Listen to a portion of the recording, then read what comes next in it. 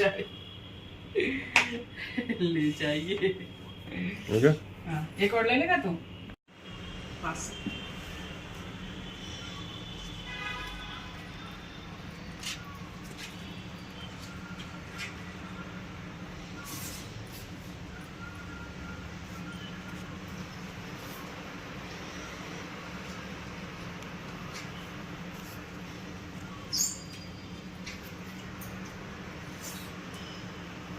और ले लो फटाफट से बस।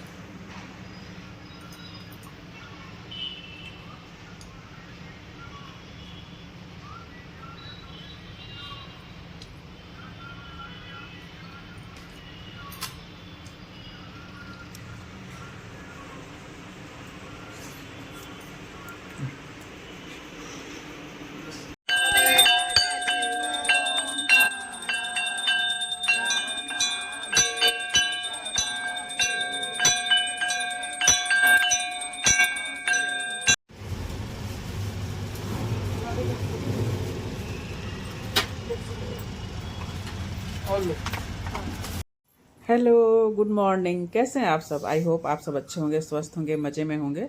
और मैं रीता मिश्रा अपने RM लाइफ स्टाइल ब्लॉग में फिर से आप सबका वेलकम करती हूँ।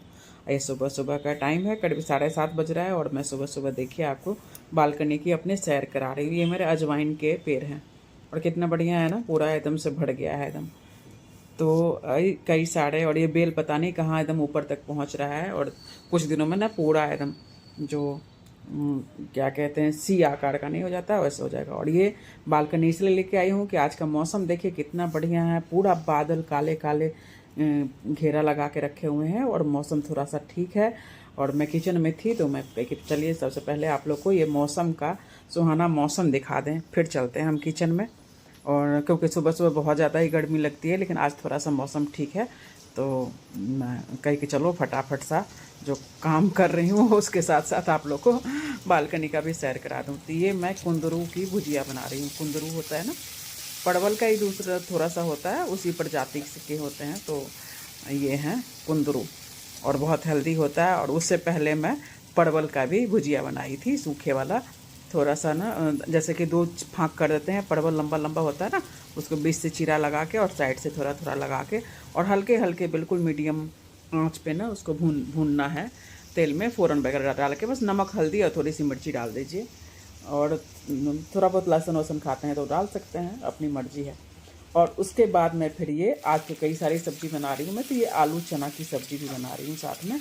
ये दोनों सूखी सब्ज़ी हो गई और ये है थोड़ी ग्रेवी वाली। तो और मैं ये ग्रेवी वाली सब्ज़ी बाद में बनाई हूँ, ये परवल का और कुंदरू का बनाने के बाद, पतिदेव जी को लंच बनाने के बाद ये मैं आलू और चने की सब्ज़ी बना रही हूँ। क्योंकि 3 सब्ज़ी हो गई ना, तो आज शाम में मंदिर में कार्यक्रम है। तो क्या कार्यक्रम है अभी थोड़ी देर में पता चल जाएगा आप लोग को। थोड़ी देर सीक्रेट रहने देना चाहिए। तो इसके लिए मुझे जाना है और वहाँ मुझे लगता है कि 2-2.5 घंटे लग जाएंगे। तो पता नहीं शाम के टाइम में सब्ज़ी बनाने का फुर्सत रहेगा कि नहीं रहेगा, तो मैं कह बना लेती हूँ। और सूखी सब्जी थी तो कह कोई बात नहीं, थोड़ा सा दिन में भी मन करेगा खा लेंगे और बच जाएगा तो रात में यूज कर लेंगे, नहीं तो कुछ और बना लूँगी। तो इसलिए आज 3 सब्जी बन गई घर में। और ये बना रही हूँ मैं, ये बेटे के लिए नाश्ता बना रही हूँ। तो ये खीरा घस के और उसमें थोड़ा सा दही दी थी मैं, थोड़ा सा दही का जो है ना पानी, थोड़ा गाढ़ा गाढ़ा वाला जो था ना वो वाला, कि ज़्यादा तो फिर पतला हो जाएगा। म्योनी की जगह मैं दही का यूज की हूँ। और उसमें फिर चिली फ्लैग, थोड़ा सा काली मिर्च और उसके बाद काला नमक और क्या था अरेगनो, तो ये सब मिला के और सैंडविच तैयार कर रही हूँ खीरे का। और ये देखिए इधर चाय भी बन रही है मेरी। और मैं पूरा घर मेरा अभी, क्योंकि अभी आई नहीं है हमारी जो हेल्पिंग हैंड है, आई नहीं है, तो अभी मैं कही कि सबसे पहले ये किचन का ना तवा उबा जल जाता है ना तो फिर वो काम फैल जाता है, तो पहले बोली कि बना ही लेती हूँ फटाफट जब तक वो आती हैं तब तक। तो ये इधर देखिए ऐसे करके अच्छे से ना, बहुत बढ़िया बहुत टेस्टी बनता है। और रोज़ रोज़ समझ नहीं आता ना क्या बनाऊँ, तो मैं कह के चलो ठीक है आज यही बना लेती हूँ। ब्रेड घर में रहता ही है तो कम रहता है ऐसे लेकिन आज उस दिन था ब्रेड तो मैंने कहा कि यही बना लेती हूँ। तो ये बन गया है। आपको बढ़िया से बटर लगा के उसको टोस्ट सेक दीजिए दोनों तरफ से अलट पलट करके। और ये देखिए, और अभी मैं 2 टी शर्ट चेंज की हूँ सुबह से। ये मैं नहा के पहनी थी। इतनी गर्मी लगती है ना कि थोड़ी देर भी मैंने कि मौसम भले है लेकिन अंदर सफोकेशन तो रहता है ना। और इधर सब्जी मेरी उबल रही थी, खदक रही थी जो ग्रेवी वाली, तो वो भी चल रहा है साथ में। और ये चाय बन गई, गर्मा गर्म चाय के साथ टोस्ट। बेटे को टोस्ट समझ लीजिए, सैंडविच समझ लीजिए, तो दे दी हूँ और फिर अपने भी की।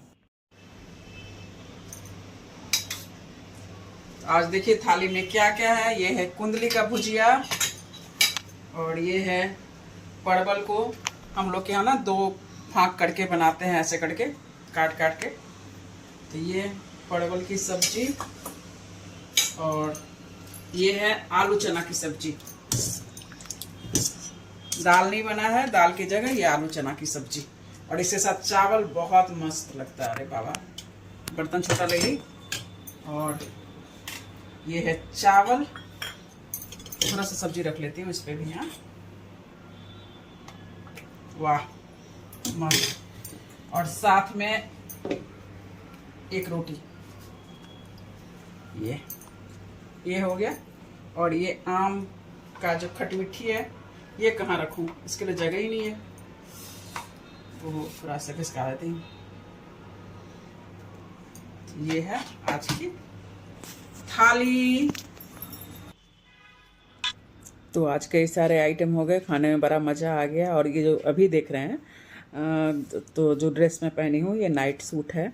तो मेरी बहन लेके आई थी मेरे लिए।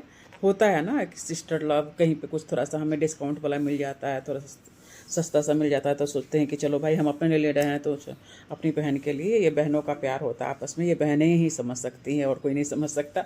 तो मेरे यहाँ आई थी तो लेके आई थी। तो मैं ऐसे ट्राई कर रही थी कि देखूँ कि है कि नहीं, कैसा लगता है। तो ठीक लगा तो मैं पहन ही रह गई कि चलो ठीक है पहन के ही, क्योंकि घर में अभी दिन में कोई आता होता तो है नहीं तो मिलने के लिए, और जब कोई आता भी तो फ़ोन करके ही आता है, तो कोई बात नहीं है।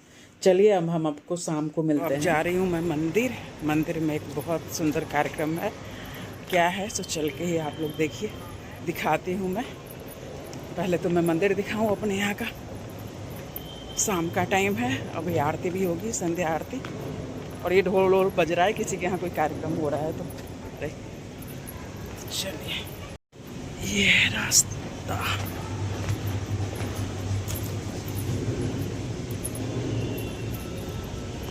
वाह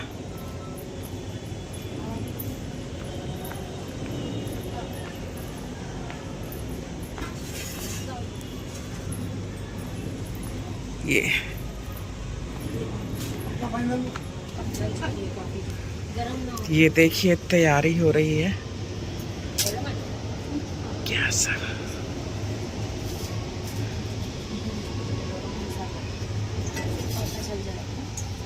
आराम से।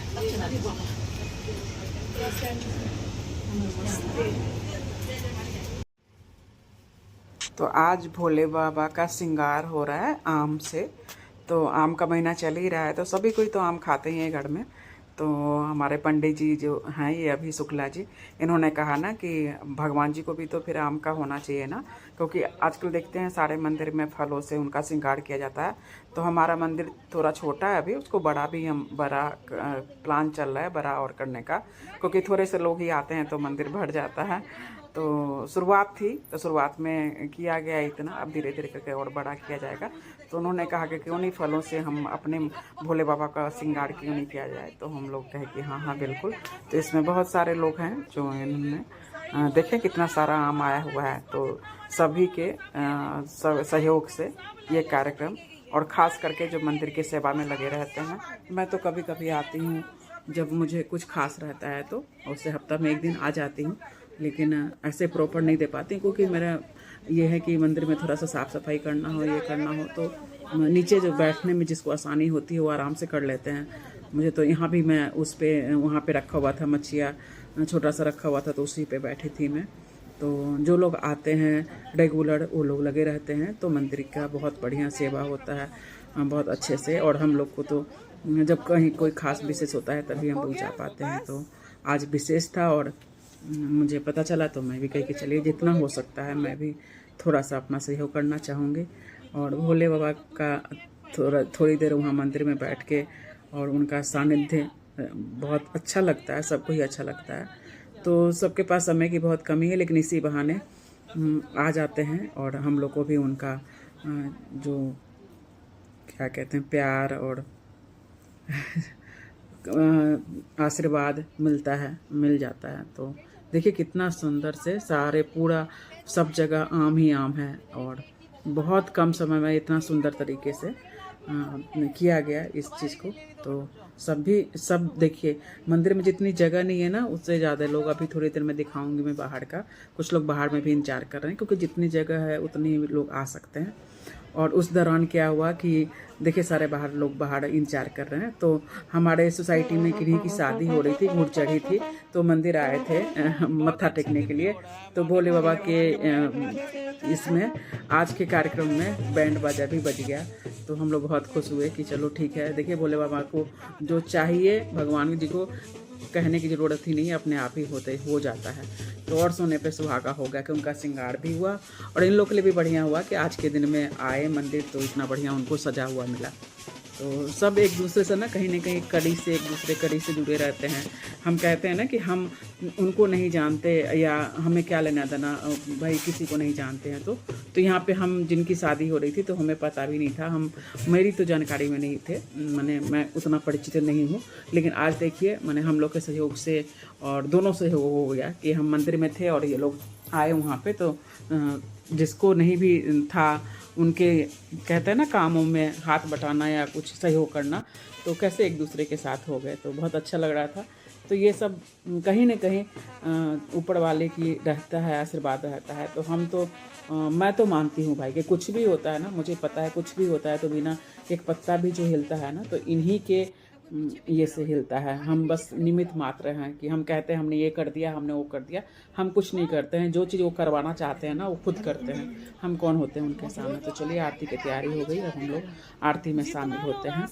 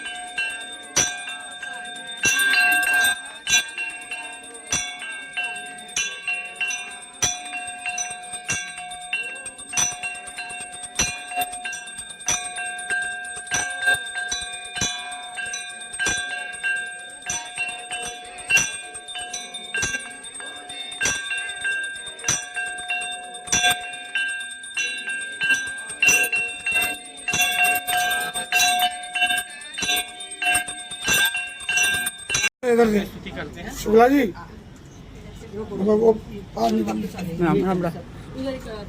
पकड़ो। अरे उधर से निकलती नाली पानी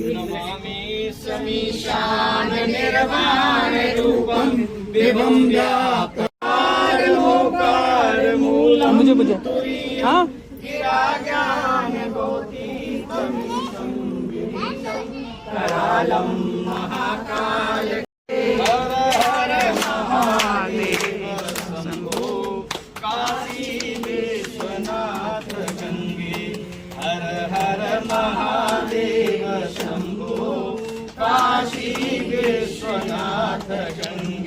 माता पार्वती संगे बाबा बैजनाथ गंगे हर हर महादेव शंभो काशी विश्वनाथ गंगे सुख कर दुख हर हर हर महादेव।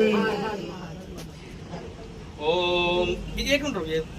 तुदीयं वस्तु महादेव तुभ्यमेव समर्पये ग्रहाण सुमुखो भूत्वा प्रसीद परमेश्वर। हे भोलेनाथ, ये सारी वस्तुएं आपकी हैं और हम अपने प्रेम और श्रद्धा भाव से अपने प्रेम और भक्ति भाव को इन फलों के रूप में आपके चरणों में रख रहे हैं। हे प्रभु ने स्वीकार करें। ओम तुदीयं वस्तु महादेव तुभ्यमेव समर्पये ग्रहाण सुमुखो भूत्वा प्रसीद परमेश्वर। बोल शंकर भगवान की जय। बोल नीलकंठ महादेव की। अब सबको प्रसाद बट रहा है और सब एक एक करके अपने भक्तजन लेते जाएंगे और मंदिर से बाहर सबको अब घर पे भी सांझ बत्ती कहते हैं ना, दिया बत्ती जलाने का टाइम है, तो सब जल्दी से जल्दी अपने घर जाएंगे और घर के कामों में हाथ बटाएंगे। हम औरतों का तो यही होता है, यही लाइफ है कि भाई घर भी देखना है तो बाहर भी देखना है, तो कैसे मैनेज करना है। तो चलिए चलते हैं, मिलते हैं आप लोग से फिर से एक नए से ब्लॉग में। और आप लोग ज़रूर कमेंट कीजिएगा कि आप लोगों को कैसा लगा मेरा ब्लॉग, और अच्छा लगता है तो प्लीज़ सपोर्ट किया कीजिए। और चैनल पे पहली बार आए हैं तो प्लीज़ चैनल को सब्सक्राइब कर लीजिए, बेल आइकन ज़रूर प्रेस कर लीजिएगा जिससे मेरी ब्लॉग आती हैं आप लोग को नोटिफिकेशन मिल जाए। तो चलिए अपना ढेर सारा ख्याल रखिए, भोले बाबा हम सब पर कृपा बनाए रखे। बहुत बहुत थैंक यू।